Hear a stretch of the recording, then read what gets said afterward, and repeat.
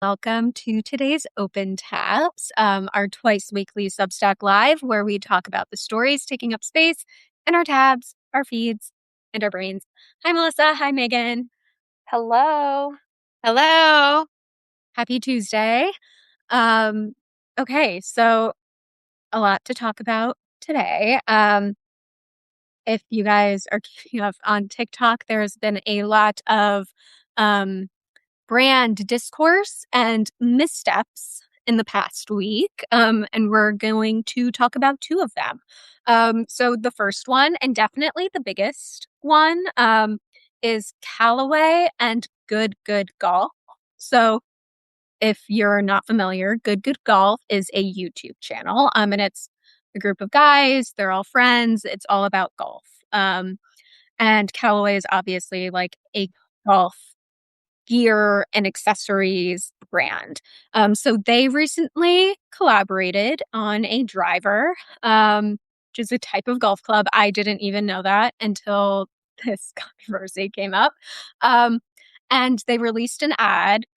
It was branded with Callaway. It was about their collab driver, but it was posted to the Good Good Golf channels. So it didn't go on Callaway's channels, but it had their branding. And it depicted violence against a woman. I saw it organically, and I like couldn't believe that it was real before it was taken down. So if you haven't seen it, because they've tried to scrub it from everywhere, but it is a woman on a golf course, a group of people on a golf course. She is reaching for the driver that Good Good and Callaway collaborated on, and before she can touch it, one of the founders of Good Good Golf sprints up to her, shoves her to the ground, leans over her, and says, "Don't touch my driver." And then he picks up the driver and takes a swing at a golf ball. But it was like jarring. And then the Callaway huge Callaway logo pops up, and it pushes to the driver. And people obviously had like very strong reactions to seeing that. It was outright violence, and like the way he leaned over her was very threatening and creepy. And the sentiment was largely like, I can't believe this got approved to be published by either Good Good Golf or Callaway. And it was How did it? How did it? Like, what? yeah, since then they've taken it down and really like scrubbed it. I tried to find, I'll put like a reaction video when we post this, but like you can only really see like it in green screen. Some people, screen recorded it before it was deleted. But since in the past like 48 hours, both brands have come out and said it doesn't align with their values, even though they conceptualized it, approved it, and posted it. And overnight, like at 1 a.m. Eastern, Callaway released a statement from their CEO saying they're doing an internal and external investigation into how this got approved in the first place. They've already revamped their approval process, and echoed that it does not align with their values, but they are continuing to work with Good Good Golf, and they're moving the collaboration forward. That's interesting. Yeah, I think I don't want to. this is like, Yeah. this is where like strategy and execution, like kind of the difference is so clear, where it's like on paper, the idea of Callaway partnering with one of the biggest golf channels on YouTube in order to reach a younger audience who's newly interested in golf, partially Like, thanks to this no content, brainer. makes Totally. so much sense. But I think this is also where, and even like we're auditing a lot of the fall collabs that are happening right now, and you have a residual brand like Callaway doing something with an emergent creator, like that's great. That's supposed to be buzzworthy. However, the execution, now that you're in the dominant space, needs to be appropriate for that space. And I think that this type of content, unfortunately, would do well on the Good Good channel. Divorced of the branding, this is something that might get posted. And if it wasn't being an ad sponsored by Callaway, the three of us would have never seen it.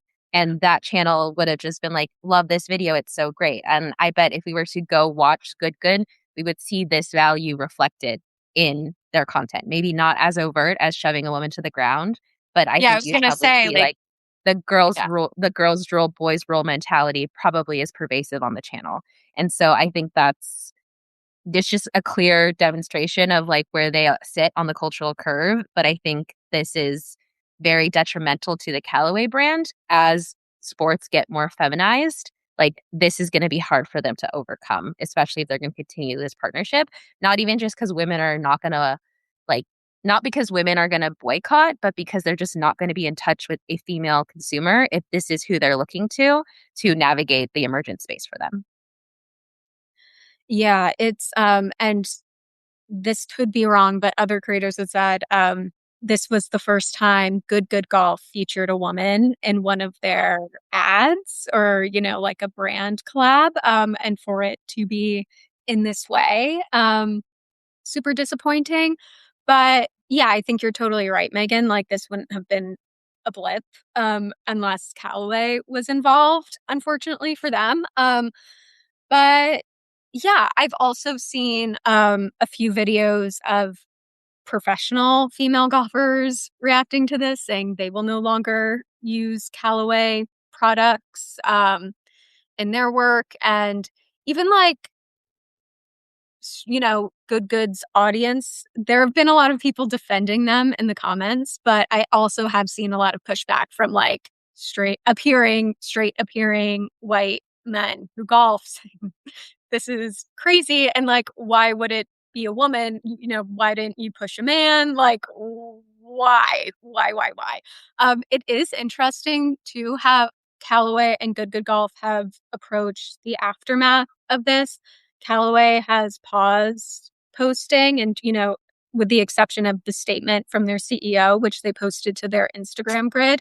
And Good has been posting as normal. They haven't slowed down at all. And I think it's been like about 72 hours of this brewing. And in the first like 48, their comments were getting spammed with people talking about this. But it seems like they're on like the tail end of that backlash now. Yeah.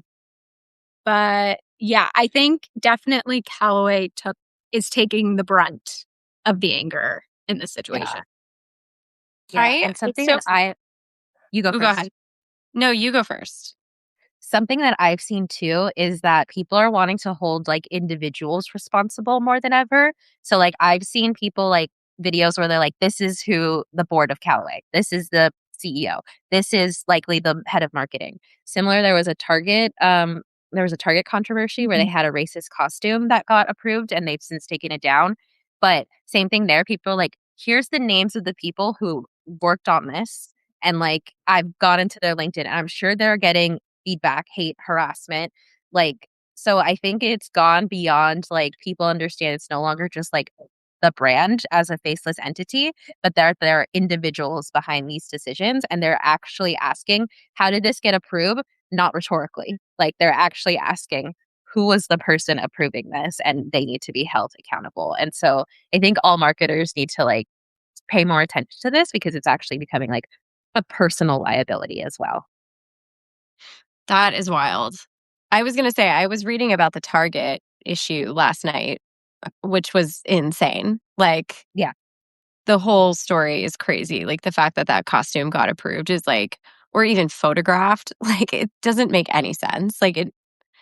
That is wild. But yeah, like, just going back to this good and Callaway thing too. Like, I mean, I have not had good like on my radar. Um, I want to take a closer look at all this stuff too, because they have like a whole series of, it looks like channels. That's like good girls, good pros, good podcasts, good mini golf. Um, and it's like it's a whole thing. And it also feels like at first glance too, it's sort of like Dude Perfect a little bit. Like Yeah. it's like this squad of guys, and then they all like have their own followings. Um, Mm-hmm. and again, there's like the whole, I mean, I do think that there is this like, it's so funny. It's like Happy Gilmore was so ahead of its time. Like just this like democratization of golf and like even Happy Gilmore too. Like, it's kind of I don't know. I do get the sense that like golf seems to be having a bit of a moment right now. And I don't Mhm. know. I have sort of been like check myself. Like, is it just because of my age and like, whatnot? But I do think, it's so interesting. Going back to what we always talk about on here about like this idea of like my son Wally being an athlete and like, should I create an account for him? A mutual friend actually started an account for her son, who is a really good golfer. Like he's, I think U10 maybe, and like so he's in like the top of like California, whatever. And she started this account and she's been posting on it. And I have not spoken to her personally, but other friends were speculating that he might have gotten this. There's like a certain thing. It's an acronym that's not coming to my brain right now, but where you can get eligible for sponsorship. Like he can be sponsored at like a very young age. And they were like, I think that might be why she's creating this account. And I was like, oh, this is just so interesting. And I just wonder if like, again, like youth sports, like kids are getting into these like things much earlier, like, and then, again, just people getting into golf. It's just interesting. I guess I just can't even like look because I was like, can I just get a sense of like what they were thinking with this idea? And like to your point, like maybe if it wasn't a woman doing it, if it was like between the dudes, Yeah. I Yeah. guess you could I don't don't touch think my driver. You know what I Yeah. mean? I don't think people would have a problem with it or as much of a problem. I agree. Yeah. Um, And I guess yeah. it's just like specifically because it's a woman. And I wonder, like, I guess I wonder, they have this good girls, which is also like a women's golf. Like, I wonder if it was like, I don't know. I'm just thinking out loud. Like, I'm like, I wonder if it was one of them in there. Like, I wonder if they were trying to It It's create like a was, also competition. even like using Not the that word I'm girls though, like because in golf it's ladies. Like they say ladies. So like even the way that they've labeled their offering for girls reflects their blatant disrespect for women. Like that's not what women are called in golf. They're called ladies. So like good yeah, girls, and then that's vaguely sexualized. Like that's these are their interesting. values, you know? yeah, That's it really was, the woman who was in the ad is a good employee. I wonder if she is, like, heavily featured in the Good Girls account. that's what Um, I for bet that. you like if you're trying to think of how they were doing it, like I would bet it's one of the good girls and they were trying to create this like competition thing between them and like get more collaboration out of it. Not that I'm giving any sort of Okay, but like then not she could have been the one to tackle him to the ground. That would have been funny. 100%, 100%. She should have tackled him. This good lady. Yeah. Also, yeah, it's sort of funny. It's like good golf, but like, how come it's not good boys? Mhm. Yeah. Interesting. Yeah, and there's a common thing that happens in society where when women come to a space, boys leave. And so I think even unconsciously, this is a demonstration of like, we're for the boys, you know? Like, and that is still valuable in male spaces to be like, we're not for everyone, we're for the boys. And I think that that's part of also why people clock this as being so harmful because it's more of a shot at women in general of like, we don't Mhm. want you guys in our spaces and we have a right to be rude to you if you come, you know? Yeah, it was when they did an IG story statement. They said, "Oh, our values reflect golf as an inclusive space." They didn't address, like, the violence of it, which is what I think was the biggest, like, Yeah. it was so jarring to see it in the video. Yeah. But they did, say that all proceeds from this campaign are going to a woman's organization, whatever that means. But yeah, I think, like, we haven't even gotten to the next one, which is so low stakes compared to but, like, Well, I it was think just to say really quickly also, because this is interesting. They have a Reddit page or Reddit, sorry, subreddit. Let me use the correct vernacular that they push to from their YouTube. And which is interesting, and it's called Good Good Memes, your number one source of golf memes. But of course, like the most recent 3 or 4 posts are like from 3 hours ago is a note from the CEO about the ad that he put on LinkedIn. And he says the concept was intended to parody a scene from the movie Obsession. I've never seen that. Have you guys seen that? I've seen it like a million times. I don't know what scene that would be parodied. He said the execution missed the mark. I understand why people found it insensitive, and I want to be clear that neither I nor anyone at Good Good condones violence of any kind. Yeah, and women's golf is an important part of that. We have supported and grown Good Good girls and created real opportunities for them. We believe deeply in what they are building and in the opportunity we have to introduce more women and girls to the game. Anyways, just interesting.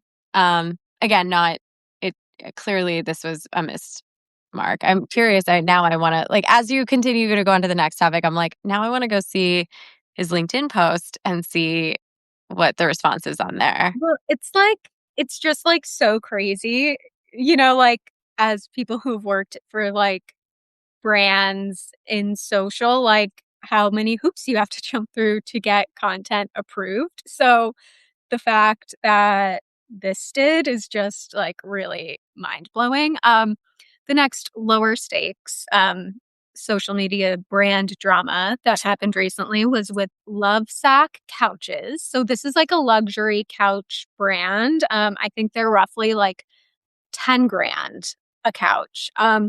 And this comedian with a very big TikTok following made like, it was like kind of joking, but like kind of not, about how he spent 10 grand on this Lovesac couch, and it was delivered to him in 24 different boxes and he had to assemble it himself. And he did a video. He said it took his entire day. He had to put on gardening gloves because his knuckles were getting torn up. And then he showed like the gloves at the end, and like the fabric was all torn and stuff. And, people were like, oh my gosh, this is like a luxury product and so not a luxury experience.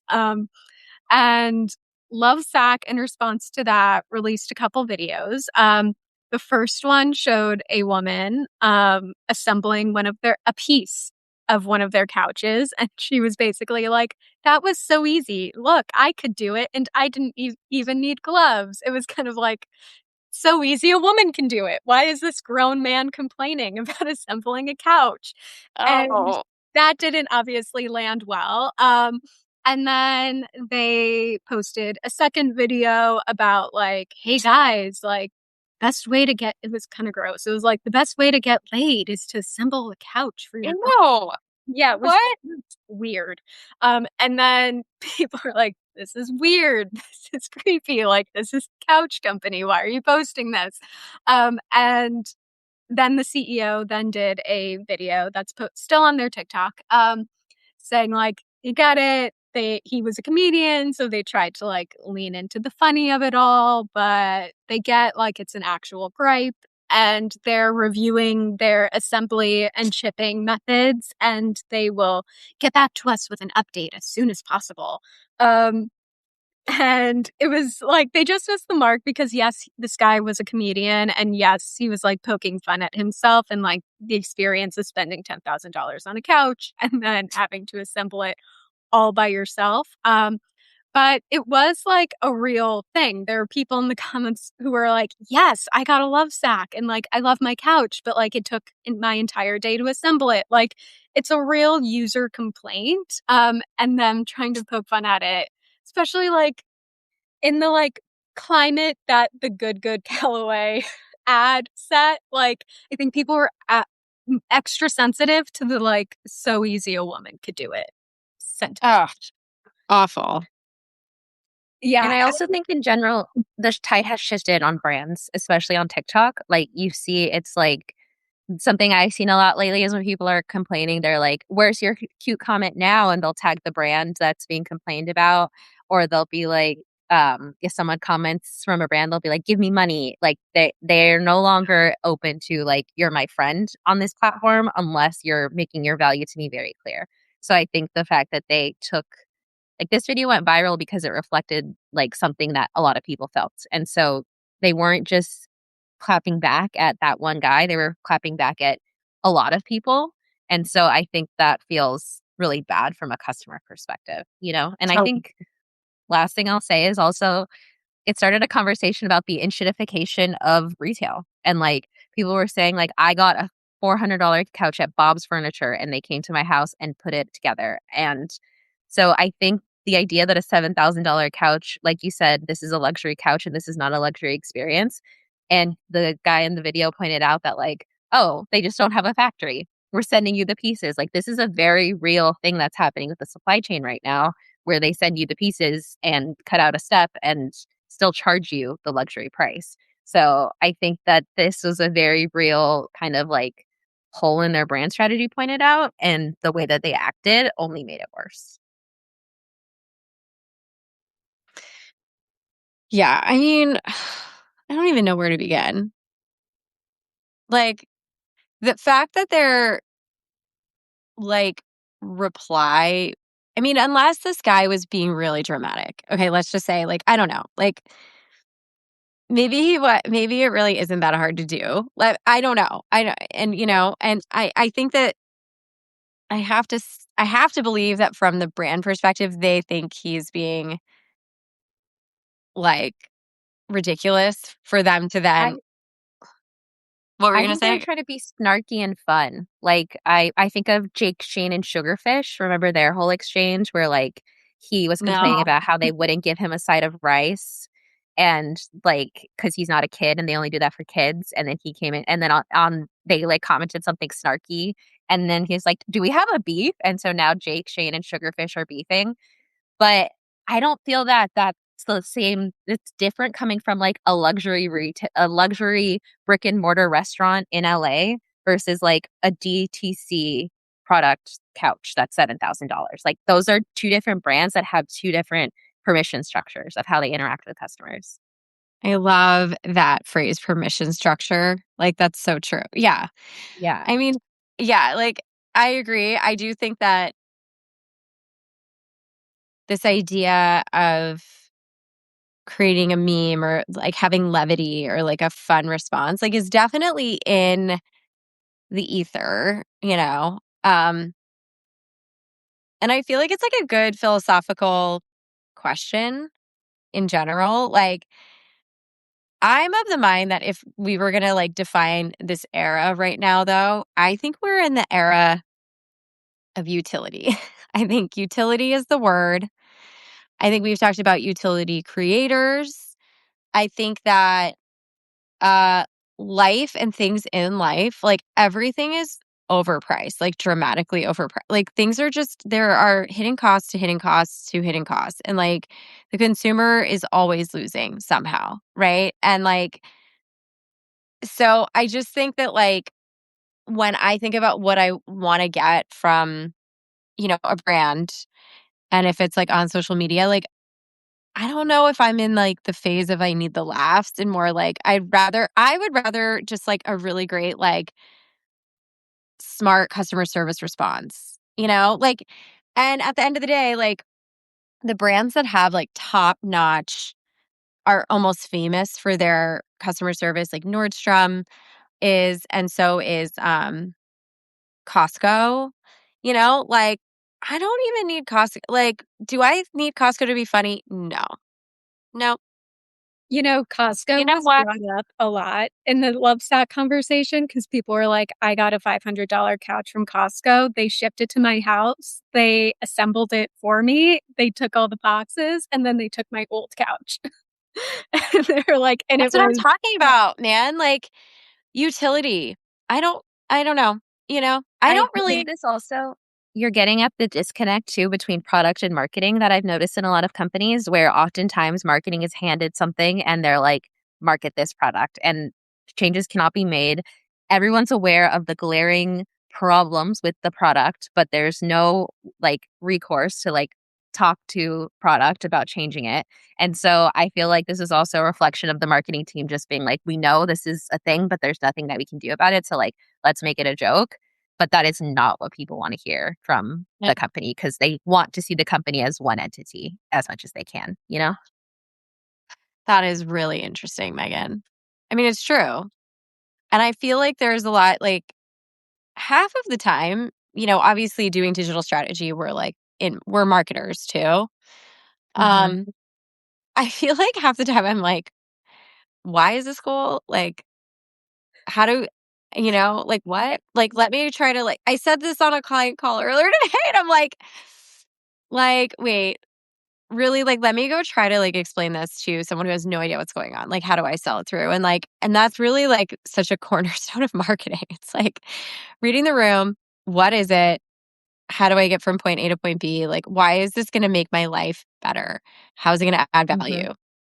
Mhm. Um, and I think that those are honestly, here's what I'll say too, universal truths. Like, those are universal truths. Like, I don't care how niche your audience is. I don't care how wealthy they are. I don't care all of that. Like, universal truths are make my life better, save me money, tell me very quickly, like going from point A to point B, like how do I get it?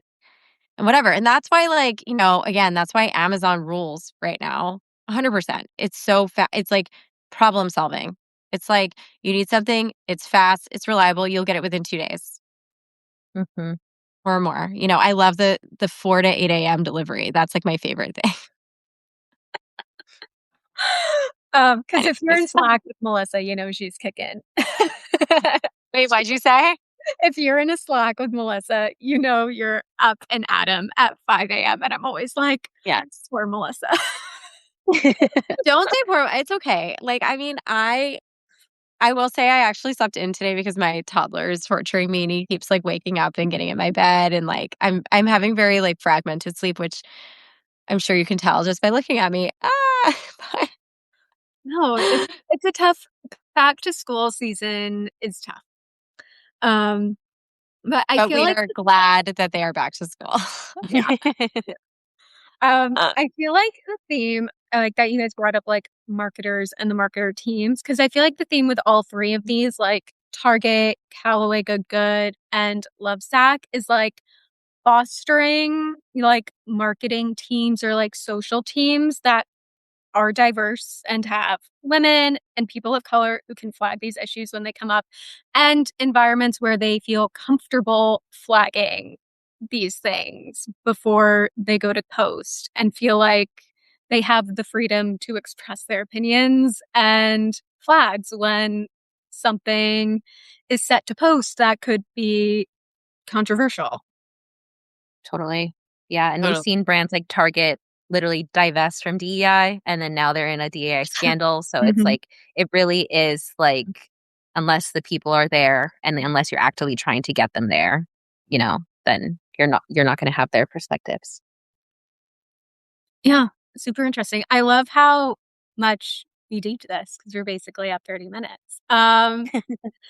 But we'll do a little preview maybe for Thursday. One of our Thursday topics, which will be about the new pipeline of content creator to real estate agent. Oh my God, that is hilarious. I think it's very interesting. We'll talk about this more on Thursday. Since But we should do like a fun thing, like each of us has to think about which content creator we would want to buy our house from. I And love we'll that. we'll say it on Thursday. I mean, Who I've do you want thought to about sell you this. your Like, house? I've thought about this quite a bit. And I do think that, like, we've worked with some real estate agents, so we can like talk about Yeah. firsthand sort of experience. But a lot of it is, I mean, real estate is like the circles of people you know. You know what I mean? And like, you know, so I can see why a lot of people land there, Yeah. Yeah. honestly. And it is somewhere I will never be. That's one thing I can say. I can confidently say that I would be so bad at that job. Like, but I respect people that do it. And if you are a real estate agent, you kind of have to be like a creator. Like, you are a Oh, yeah. creator. Totally. I mean, That's just like how it is now.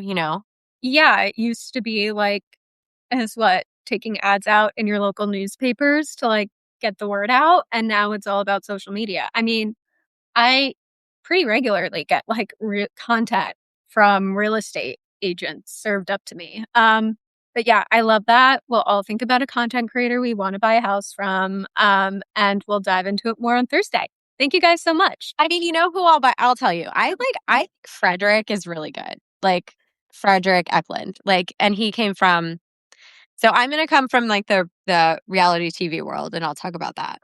Okay. Sounds good. Okay. Bye, you guys. Bye. Thank you. Bye.